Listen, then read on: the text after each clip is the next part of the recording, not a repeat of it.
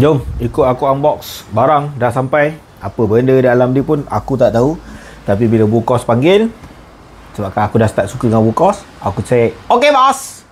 So ni dia guys, Wurkos CL01. Okay, kotak dia keliling sebelah depan dia tunjuklah roughly barang ni macam mana. Belah kiri 500 lumen, 360 degree lighting, stepless adjustment, dynamic RCB. Okay. Dan belah belakang ni dia ada tunjuk brightness level 1 lumen 300 jam, 550 lumen ke 180 lumen, 90 saat ke 6 jam setengah. Yang ni direction ni 15 meter, waterproof IP66. Okey, lampu outdoor confirm. Impact resistant 1.2 meter. Yang lain tak penting. Okay, jom kita unbox. Kita nak tunjukkan apa benda yang ada dekat dalam. Bismillah. Weh, pelik Patah. Ui. Dapat kain baldu-baldu lah. Lampu dia rasa kat dalam ni. Bawah tepi dulu. Yang ini tadi casing dia. Okay, dalam dah kosong. Letak tepi juga.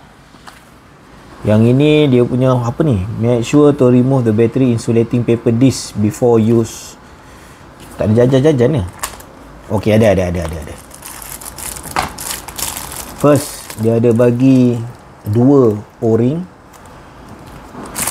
Kemudian, nice.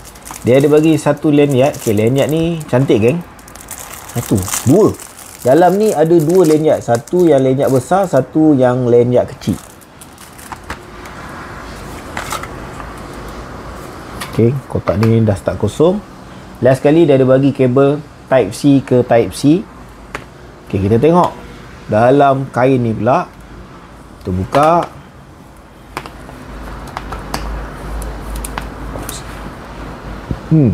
Cantik. Okay, kain ni letak tepi balik.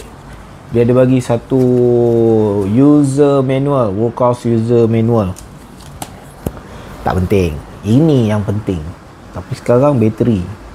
Dia kata suruh remove disk. Ni dia. Ni lah disk yang disuruh insulating paper disk ni. So kita tunjukkan. Dia datang dah siap dengan bateri geng. Saiz 21700 dengan kapasiti 5000 mAh. So aku masukkan balik. Bila masukkan balik ni, boleh nampak kadang-kadang orang tanya, bang 18650 boleh pakai tak? Aku rasa tak boleh lah bang. Dia tak ada bagi casing untuk kaset untuk 18650. Tapi kalau kau ada kaset tu, kau nak try, dipersilakan lah. Dan sekarang ni kita tunjukkan bahagian luaran dia je dulu. Tu bentuk dia.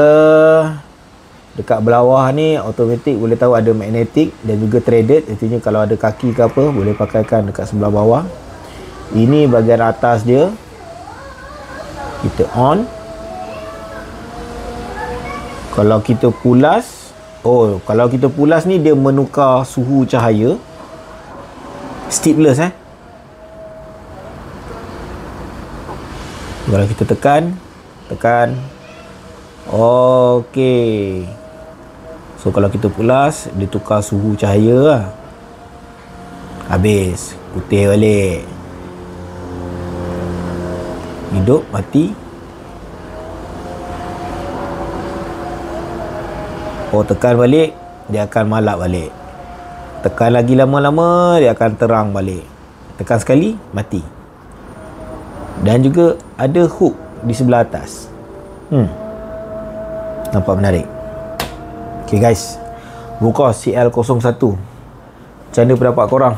Boleh letakkan dekat ruangan komen. Jangan lupa tekan button like. Nantikan review penuh sikit. Ciao.